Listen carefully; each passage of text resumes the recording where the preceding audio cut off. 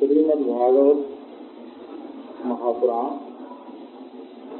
भगवान का साक्षात स्वरूप है। ये द्वादश स्कंध को भगवान का 12 अंग बताते हैं। भगवान स्वयं पुरुष रूप से प्रकट हुए हैं और ये प्रथम स्कंध से लेकर के 12वें स्कंध पर्यंत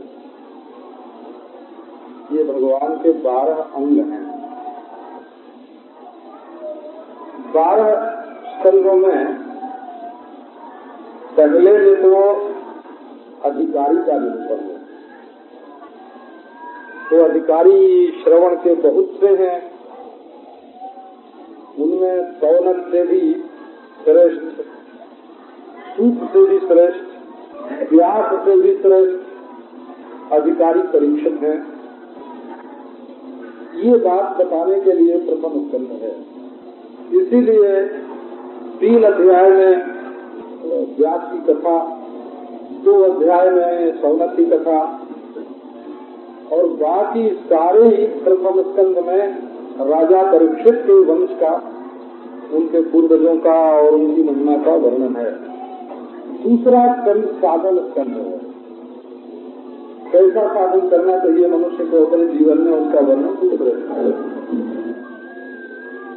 तीसरे में प्रकृति से सृष्टि कैसे होती है।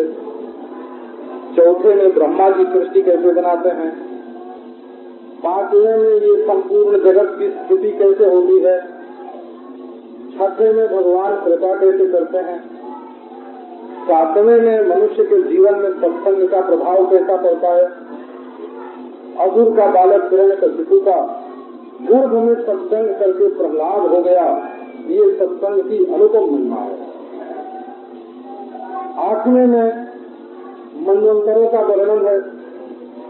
बलि पर भगवान की कृपा, सत्यव्रत पर भगवान की कृपा। 9वें स्कंध में वैराग्य के लिए राजवंश का वर्णन।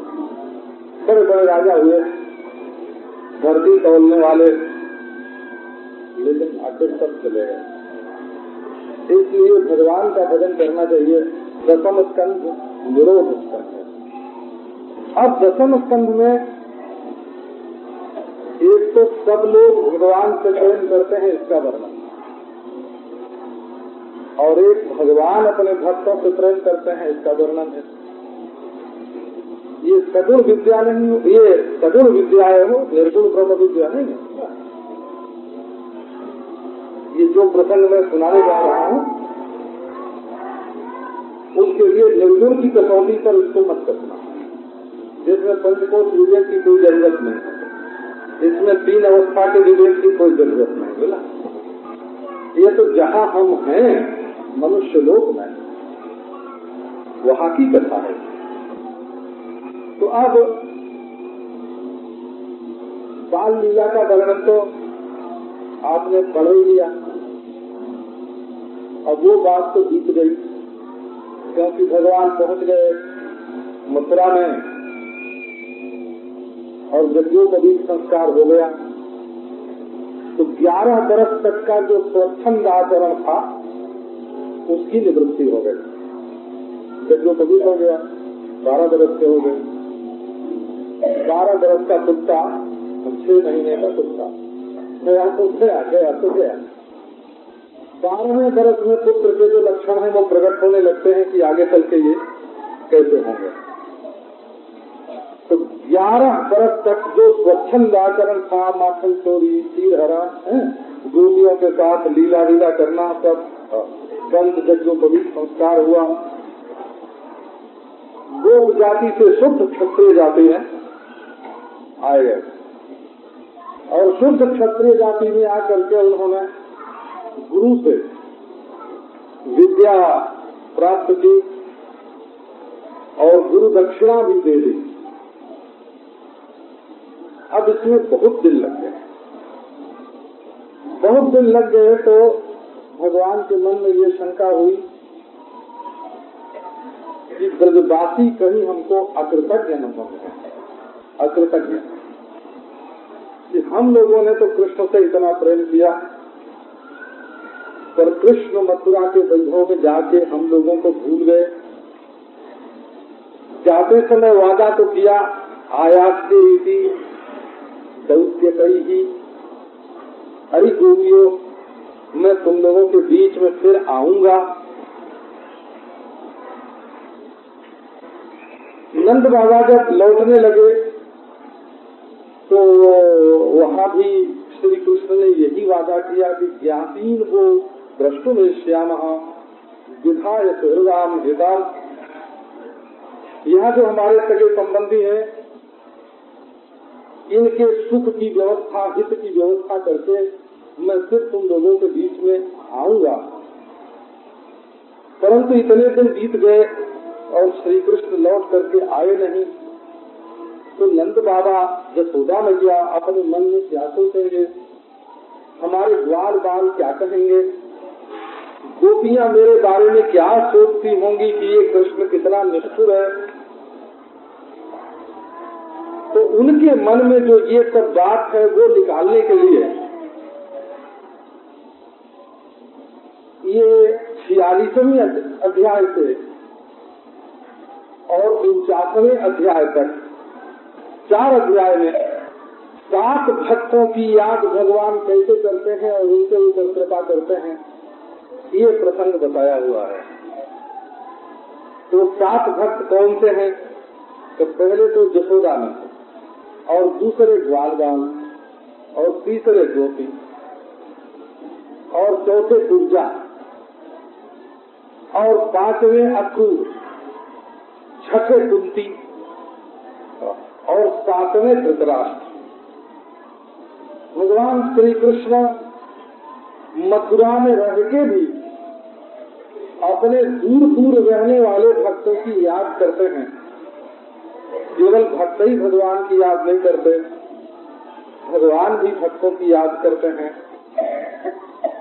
भगवान की आंखों में भी अपने प्रेमियों के लिए आंसू आते हैं, उन्हें भी अपने भक्तों के लिए रात को नींद नहीं आती है।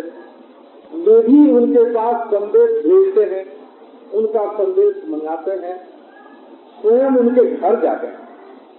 तो ये जो भगवान के हृदय में करुणा है, कृपा है, अपने भक्तों के प्रति प्रीति है, इसका वर्णन करने के लिए 46वें अध्याय से 49वें अध्याय तक ये 7 भक्तों का वर्णन अंत में किया गया है।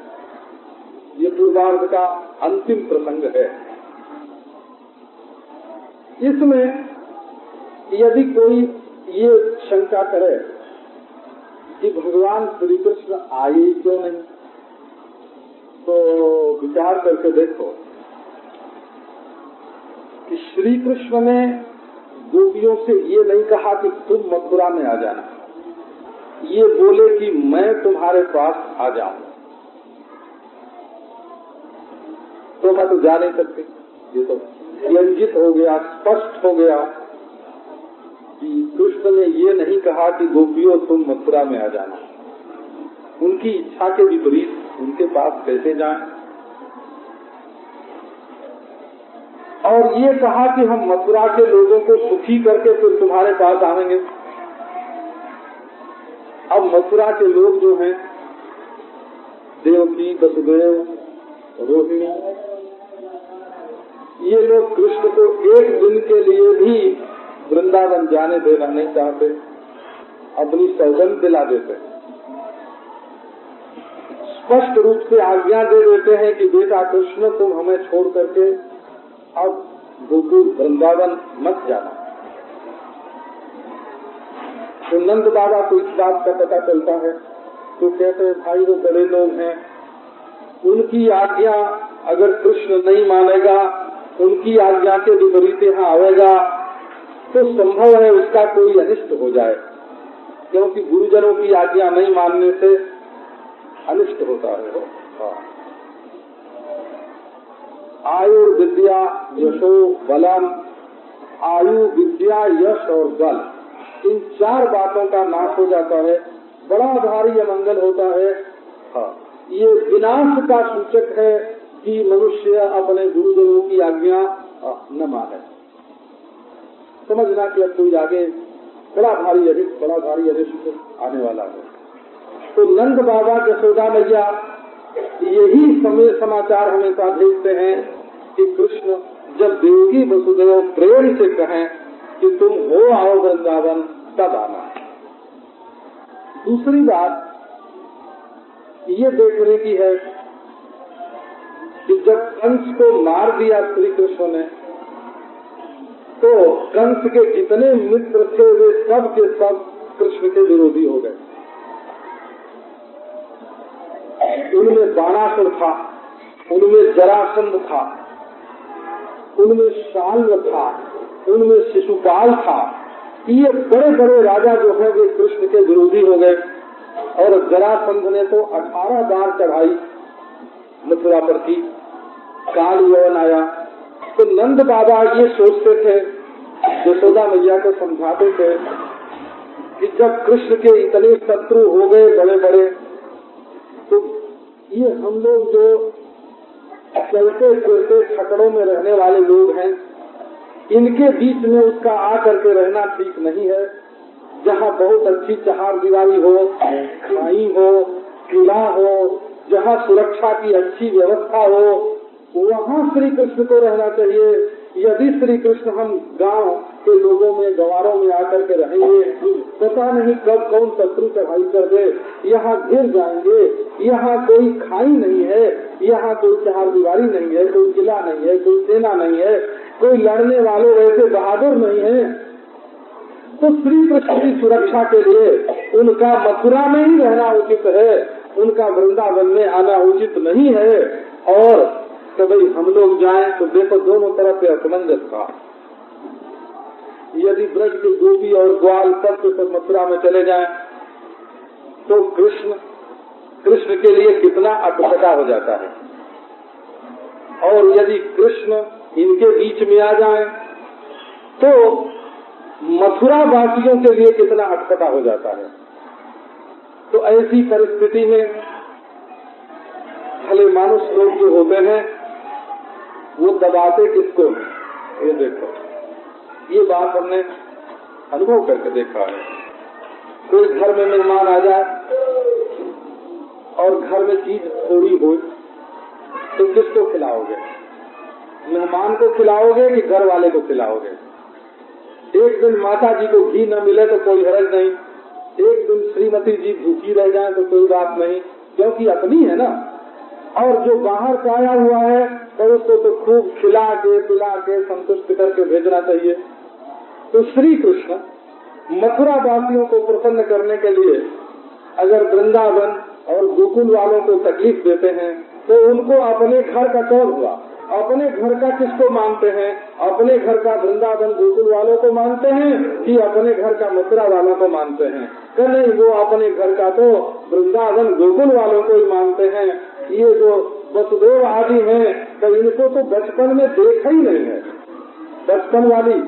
बचपन में जो सहज प्रीति होती है वो तो जशोदानंद से है, देवकी वसुदेव से है ही नहीं। ये बात बिल्कुल स्पष्ट है, क्योंकि जशोदा और नंद इनको जब प्रणाम करते हैं ना तो ये झट उठा के गोद में ले लेते हैं, पीठ पर हाथ फेरते हैं कृष्ण के, फिर सूंघते हैं और कृष्ण की आंखों से आंसू की धारा बहने लगती है। भागवत में वर्णन है कि जब जसोदा मैया के गोद में सिर रख लिया कृष्ण ने कुरुक्षेत्र में, तो इतने आंसू निकले कृष्ण की आंखों से कि जसोदा मैया की गोद भीग गई।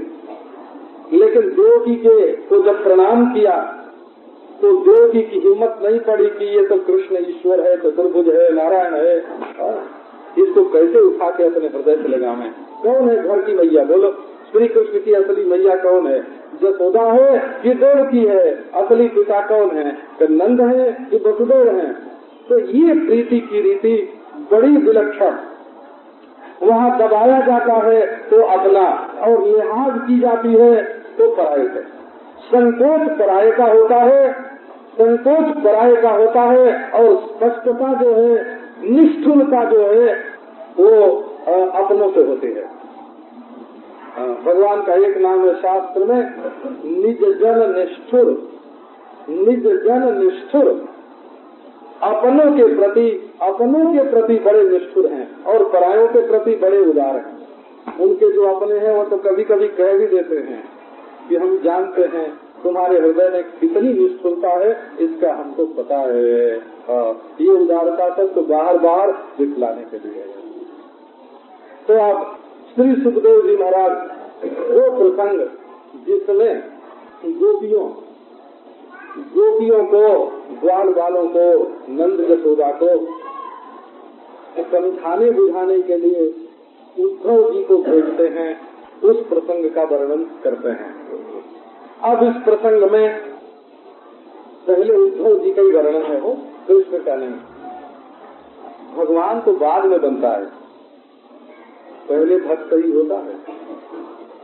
अगर भक्त न होवे तो भगवान किसका? किसके भगवान? गीता में आप लोगों ने वो श्लोक पढ़ा होगा, प्रकृतिम पुरुषं चैव विद्यनादि उभावपि विकाराश्च गुणाश्चैव विद्धि प्रकृति संभवा। उस श्लोक के भाष्य में श्री शंकराचार्य भगवान कहते हैं कि पुरुष और प्रकृति ये दोनों अनादि हैं। पहले अनादि क्यों कहते हो? तो हेतु लिखा है उन्होंने, ईजितव्याभावे ईसत्वाभाव प्रसंगात्। यदि कोई शासन करने के लिए न रहे, कोई प्रजा ही न रहे, तो राजा किसका होगा? यदि संचालन करने के लिए प्रकृति न हो, नियमन करने के लिए यदि पुरुष न हो, माने जीव और प्रकृति जब होंगे ही नहीं, तो ईश्वर किसका ईश्वर होगा? ईश्वर के ईश्वरत्व की सिद्धि के लिए जीव और प्रकृति का अनादि होना जरूरी है। इसी तद्व्याभावे ईश्वरत्वाभाव प्रसंगात्, शंकराचार्य भगवान ने ऐसा लिखा। अगर प्रेमी न हो तो प्रियतम किसका? भक्त न हो तो भगवान किसका?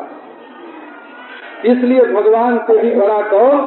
तो भगवान से बड़ा भक्त। अगर आपको भगवान की प्राप्ति करनी हो तो भगवान के पास पहले मत जाना, पहले भक्त के पास जाना। सुनते हैं विलायत में ये प्रथा है कि पहले नीम साहब से परिचय हो जाता है, तब उनके द्वारा साहब से परिचय होता है। अभी हमको हिंदुस्तान की बात मालूम नहीं है, मुंबई में शायद ऐसा हो, लेकिन जब तक प्रेमी से नहीं मिलोगे, भक्त से नहीं मिलोगे। भगवान कहाँ रहते हैं? अपने भक्त के चारों ओर मड़राते रहते हैं।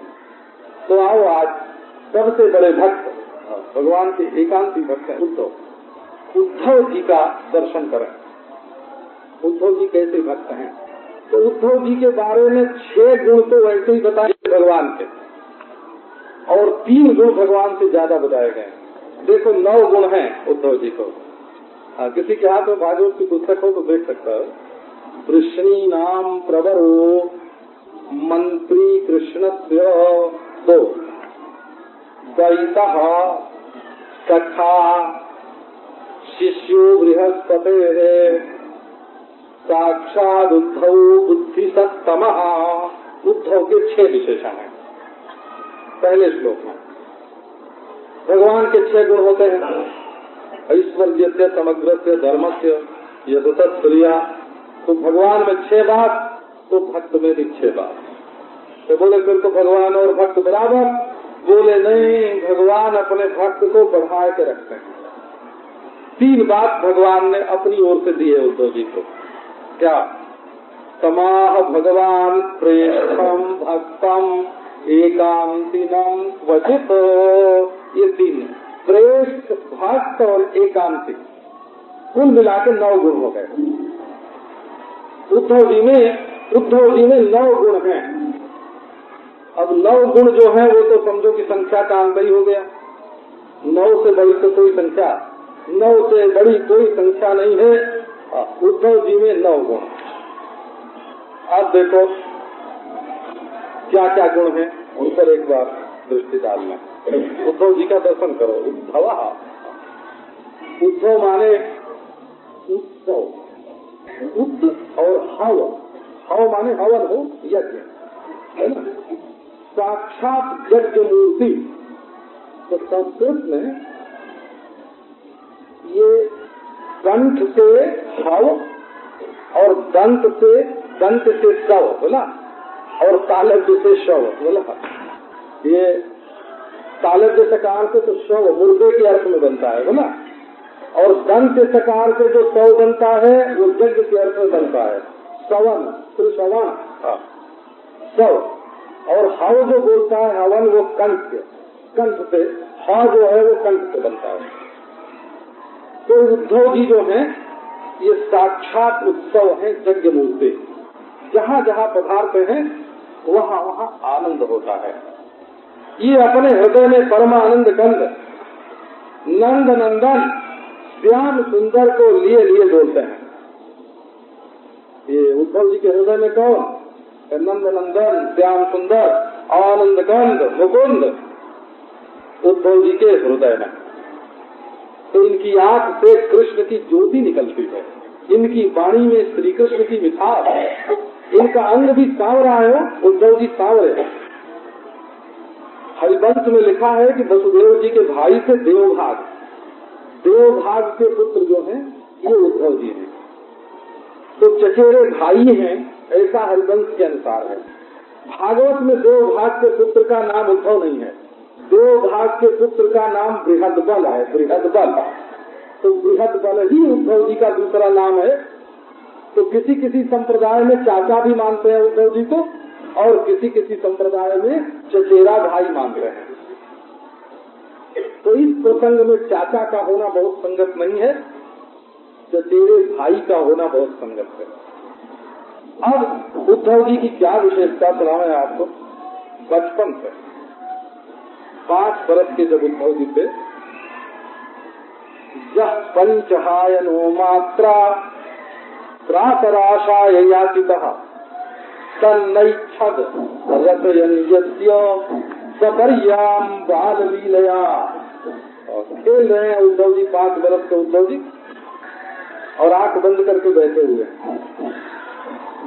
खेल। मैया आई, बोले लाला चलो कलेऊ कर लो, कलेऊ प्रातराश, सवेरे सवेरे का कलेवा करो। तो बोले ना अभी कलेव नहीं करूंगा। क्यों? अभी मैं कृष्ण की पूजा कर रहा हूँ। 5 बरस की उम्र में श्री कृष्ण के इतने प्रेमी कि खाना मंजूर नहीं, श्री कृष्ण की पूजा करना मंजूर। खाते वो जो श्री कृष्ण खा लेते, पहनते वो वस्त्र पीताम्बर पहनते थे उद्धव जी भी, पर श्री कृष्ण का उतरा हुआ उच्छिष्ट भोजनोदाता तव मायाम जयमही। बैठते कृष्ण के साथ, सोते कृष्ण के साथ, टहलने जाते कृष्ण के साथ। विवाह जब कृष्ण के बहुत हो गए तो रनिवास में भी उद्धव जी का वैसे ही प्रवेश था। देखने में सावरे सावरे पीताम्बरधारी, वही मुकुट, वही पीताम्बर, बड़े सुंदर। श्री कृष्ण ने अंत में विचार किया, ये बात भागवत में आई है, नोद्धौर्णवपि मन्यूनो यद गुणैर्नार्जितः प्रभु। कृष्ण ने विचार किया कि मेरे ज्ञान की रक्षा कैसे होगी। तो बोले ज्ञान की रक्षा ऐसे होगी कि उद्धव जी रहे। बोले ठीक है, उद्धव जी मुझसे जरा भी कम नहीं है। क्यों कम नहीं है? बोले यद गुणैर्नार्जितः, विषयों ने उद्धव जी को रौंदा नहीं, इंद्रियों ने अपने पांव के नीचे, विषयों ने अपने पांव के नीचे उद्धव जी को कभी रौंदा नहीं, माने विषयों के अधीन नहीं है। भगवान कहते हैं जो अपने जीवन में कभी विषयों के अधीन न हो, विषय वासना के पराधीन न हो, वो मुझसे कम नहीं है, वो प्रभु है, वो ईश्वर है ना। उन्हीं उद्धव जी का वर्णन प्रारंभ करते हैं। ऐसे उद्धव जी वृष्णीनाम प्रवरः कहते हैं। तो एक जाति में उनका कितना आदर है ये बताते हैं। दो पाठ इसका है, वृष्णीनाम सम्मतः और वृष्णीनाम प्रवरः। वृष्णी माने जदुवंशी, काम वर्ष। यदुवंशी उसको कहते हैं कि जिसके पास कोई जाए मांगने को और इतना उदार हो कि परस दे। दर्शनती इति वृष्णया, जो वर्षा करे उसका नाम है वृष्णी। उनके दरवाजे पर जा करके जाकर कभी खाली हाथ नहीं लौटता, इसलिए उनका नाम है वृष्णी, यदुवंशी। उनमें उद्धव जी प्रवर है। प्रवर है माने श्रेष्ठ है, समादृत है। अब ये बताते हैं योग्यता। ऐसे वैसे आदमी को संदेश दे करके नहीं भेज देना, ऐसे आदमी को संदेश दे करके भेजना चाहिए जिसमें कुछ आभिजात्य होए, कुलीनता हो, कुलीनता, खानदानी आदमी हो और अपने खानदान में भी उसका आदर हो। कई लोग ऐसे होते हैं दूर दूर उनका बहुत आदर होता है परंतु अपने घर में उनका आदर नहीं होता है। हाँ, उद्धव जी विश्वसनीय व्यक्ति हैं। क्यों? कि उनका अपने वंश में बड़ा भारी आदर है। तो आचरण से उनका आदर है, भाषण से उनका आदर है। और उद्धत वेशभूषा नहीं धारण करते हो। हाँ, कई लोग होते हैं ना, वो इतनी बड़ी मूंछ निकाल के और गाल गल गुच्छा बना लेते हैं, तो वेशभूषा उद्धत हो जाती है ना, उद्धत। हाँ, तो लोग डरते हैं उनसे, उनकी शक्ल देख के गांव के लोग भी डरते हैं। हाँ, लाठी दी तो वो जो अपने हाथ से जिसका छोर न छुआ जाए, इतनी ऊंची लाठी। हाँ, साफा बांधा तो ऐसा कि देख करके लोग डर जाए। बड़ी बड़ी ऐठन उसमें है ना, वो तो वेशभूषा कैसी कि जिसका अपनी जाति में आदर हो, खान पान कैसा कि जिसका अपनी जाति में आदर हो, रहन सहन कैसी कि जिसका आदर हो, आचरण भाषण सारम दुष्टु मिताम मधु, सार बोले, सुंदर बोले, है ना, थोड़ा बोले, मीठा बोले। तो यदुवंश में बड़ा आदर था उद्धव जी का। अब दूसरी बात देखो, कृष्णस्य मंत्री दैतः सखा, कृष्ण ने उनको अपना मंत्री बना रखा। तो मंत्री किसको कहते हैं? कि जो मंत्र को गुप्त रखे। मंत्र माने सलाह। सत्कर्णो विद्यते मंत्र। जब कोई भी सलाह 6 कान तक पहुंचती है तब वो फूट जाती है। कोई भी सलाह 6 कान में नहीं जानी चाहिए। तो जिसको तुम नहीं बचा सके अपने पेट में, उसको तुम्हारा दोस्त बचावेगा, ये उम्मीद बिल्कुल व्यर्थ है। तुमसे तो बची नहीं अपने पेट में और दूसरे से उम्मीद करते हुए तुम कहना मत करेंगे, तो कैसे नहीं कहेगा वह, उसको कैसे बच जाएगा? तो वो भी ऐसे ही कहेगा। जैसे तुमने कहा कि किसी से कहना नहीं, वैसे वो दूसरे से कहेगा, है ना। हाँ, कि देखो किसी से कहना मत। तो मंत्र वो होता है, मंत्र माने सलाह। मंत्री गुप्त परिभाषण है। जहाँ गोपनीयता हो वहाँ मंत्र होता है, गोपनीयता नहीं हो तो मंत्र कैसा? तो श्री कृष्ण के ये मंत्र हैं, अर्थात श्री कृष्ण की जो सलाह होती है उसको ये गुप्त रख लेते हैं, है ना। अच्छा, कभी मंत्री तो हो गए, लेकिन मंत्री दूसरा होवे और प्रेमास्पद दूसरा होवे, काम बिगड़ जाएगा। मंत्री चिढ़ जाएगा कि प्रेम तो दूसरे से करते हैं, हमसे सलाह लेते हैं, और प्रेमी चिढ़ जाएगा कि सलाह तो दूसरे की मानते हैं, हमको अपना प्रीतम बताते हैं। तो उद्धव जी जो हैं वो मंत्री भी हैं और दैत भी हैं। दैत माने उनके बड़े कृपा पात्र, उनके लिए कभी कभी श्री कृष्ण का हृदय डामाडोल हो जाता है कि उद्धव हमारी इतनी सेवा करते हैं, हम उनका क्या उपकार कर सकते हैं, इसके लिए दैत्य शब्द कर रहे हैं। बोले ऐसा मंत्री भी हो, प्यारा भी होवे, लेकिन छोटा होवे।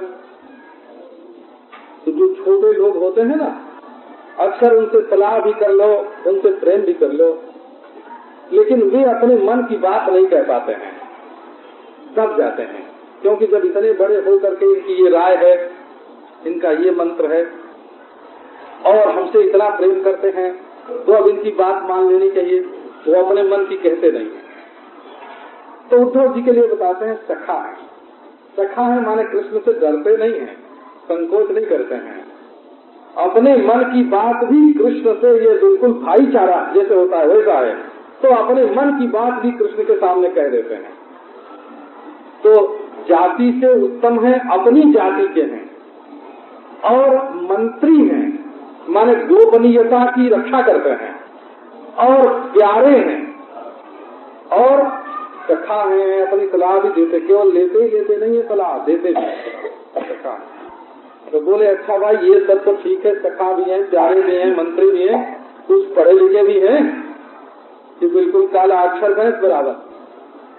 तो बोले नहीं, शिष्यो बृहस्पते है साक्षात, ये उद्धव जी बहुत पढ़े लिखे हैं, साक्षात बृहस्पति के शिष्य हैं। ये पहले ये लोगों का संबंध देवताओं के साथ होता था। ये सत्राजित की पुत्री जो सत्यभामा थी, वो सूर्य लोक में रह करके उसने विद्या प्राप्त की थी। उद्धव जी ने बृहस्पति लोक में रह करके विद्या प्राप्त की थी। तो बृहस्पति से सब विद्या उन्होंने प्राप्त की थी, वेद विद्या, विज्ञान विद्या, यहाँ तक कि भागवत विद्या भी। निगुरे नहीं थे उद्धव जी। निगुरे लोगों का जो ज्ञान होता है वो बड़ा विचित्र ही होता है, उसमें शास्त्र नहीं होता है, उसमें अनुभव नहीं होता है, केवल मनोराज्य प्रधान ज्ञान होता है। निगुरा आदमी का जो ज्ञान होता है वो केवल उसका मनोराज्य होता है, मन में जब जो आया बस उसी को ठीक मान लिया। तो इनकी एक गुरु परंपरा है। ऐसा भाई पढ़ा लिखा भी बहुत, लेकिन बिना बुद्धि, अपनी बुद्धि तो नहीं है। तो बोले भाई विद्या बहुत हो और अपनी बुद्धि न हो तो विद्या भी समय पर काम नहीं देती है। विद्या का प्रयोग भी देश काल पात्र के अनुसार किया जाता है। एक हमारे स्वामी जी हैं, उन्होंने काशी में रह के बहुत व्याकरण पढ़ा है, बोला व्याकरण के बड़े अच्छे पढ़ते हैं। एक एक शब्द के कई कई अर्थ व्याकरण से निकाल लेते हैं। पर उन विचारों को काशी में तो प्रवचन करना नहीं पड़ता, उनको प्रवचन करना पड़ता है मारवाड़ की स्त्रियों में। अब वहाँ वो अपने व्याकरण का ज्ञान ऐसा महाराज उभारते हैं। अब वो जब सिद्धांत द्वैत ये सूत्र बोलने लगते हैं अथवा कानाम रेडिते बोलने लगते हैं। पाणिनि का सूत्र है कानाम रेडिते, उसका कान नहीं, कान पकड़ना नहीं है, ऐसा नहीं समझ। सिद्धांत द्वैत दग्नय मात्रक तयप ठक ठक कोरपा, ये पाणिनि के सूत्र है। अब समझो कि जो लोग व्याकरण की बात बिल्कुल नहीं जानते, उनके बीच में अपनी व्याकरण विद्या को प्रकट करना, तो देश काल पात्र का विचार तो नहीं हुआ ना, विद्वान तो है, हमने सुना है व्याकरण की बहुत बढ़िया बात बता।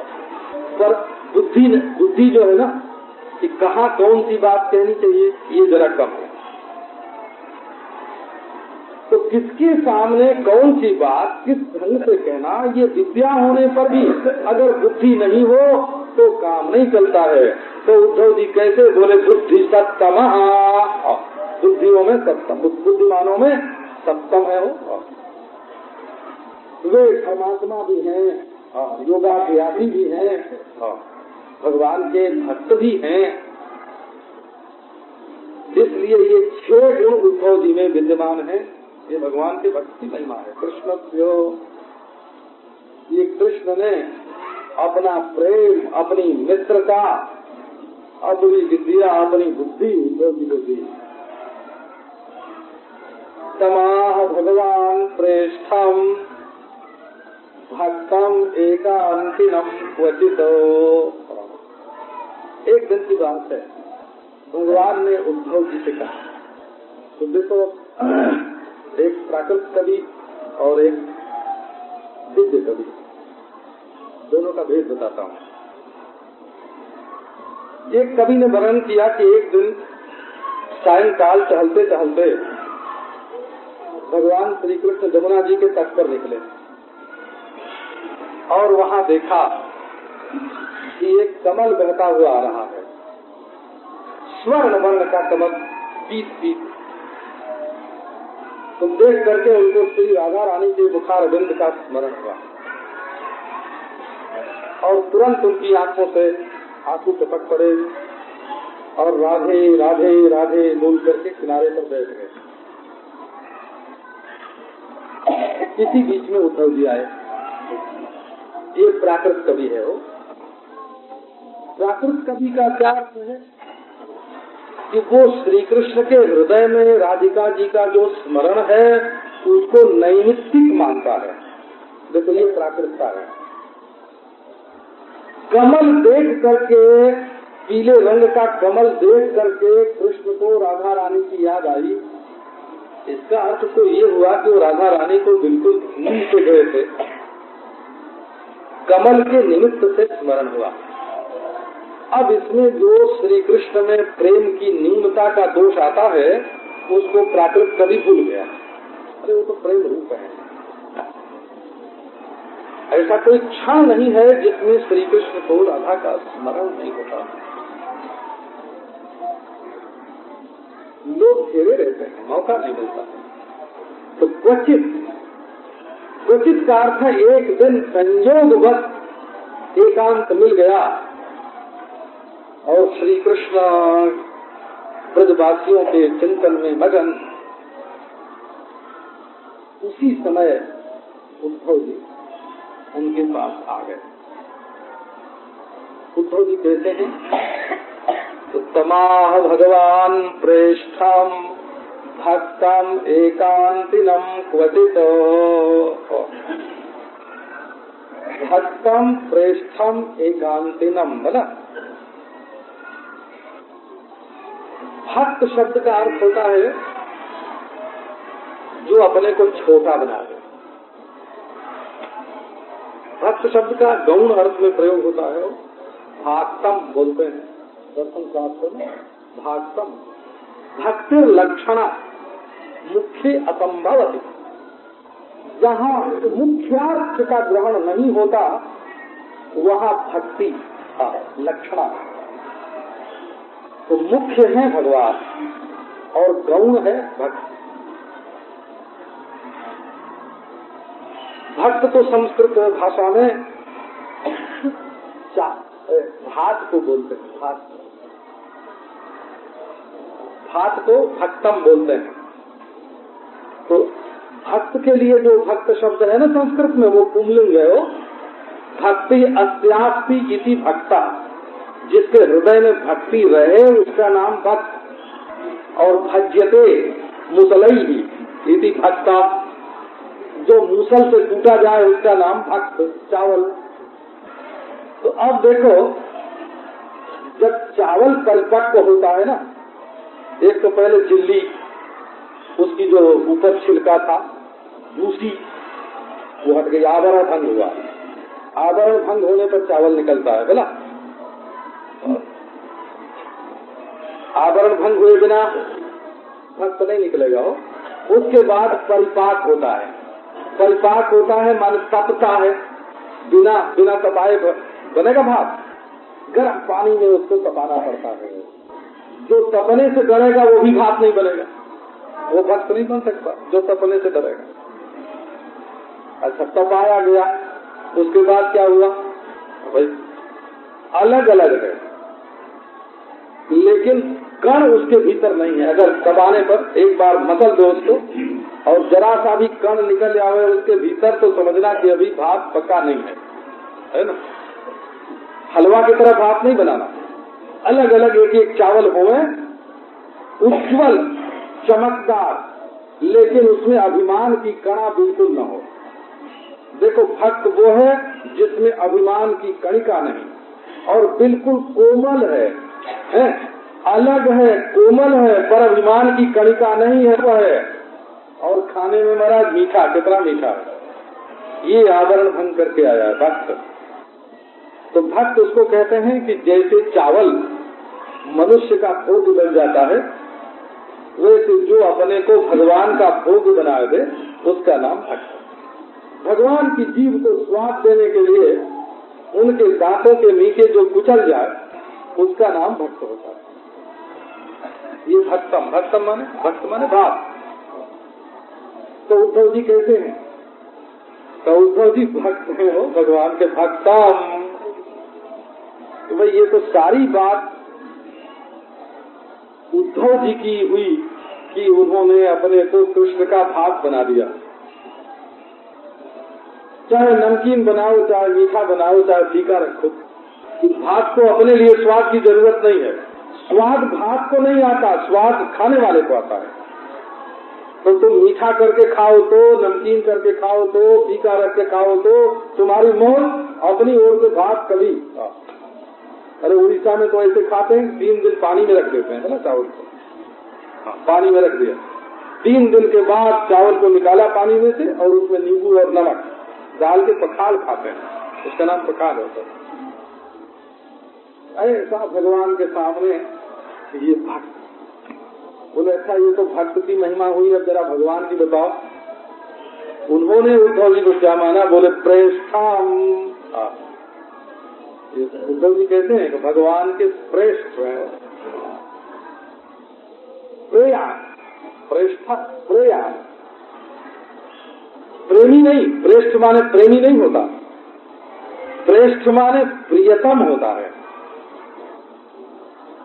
प्रेष्ठ माने प्रेमी नहीं, प्रियतम।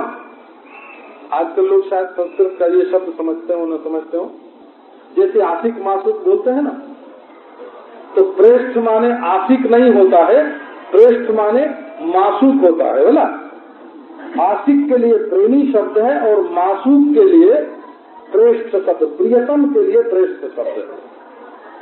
महबूब, जो प्रेम का आश्रय होता है उसको प्रेमी बोलते हैं, और जो प्रेम का विषय होता है उसको प्रेष्ठ बोलते हैं। जो प्रेम करता है वो प्रेमी, और जिससे प्रेम किया जाता है वो प्रेष्ठ, वो प्रियतम। इसका अर्थ हुआ कि भगवान प्रेमी है और उद्धव प्रियतम है। उद्धव प्रियतम है, यहाँ बदल गई। उद्धव हुए भगवान के भक्त और भगवान हुए उद्धव के प्रेमी।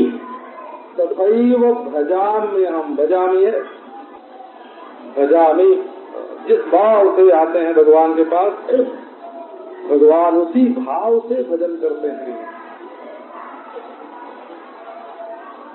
अब तीसरी बात है एकांती नाम। एकांती का क्या अर्थ है?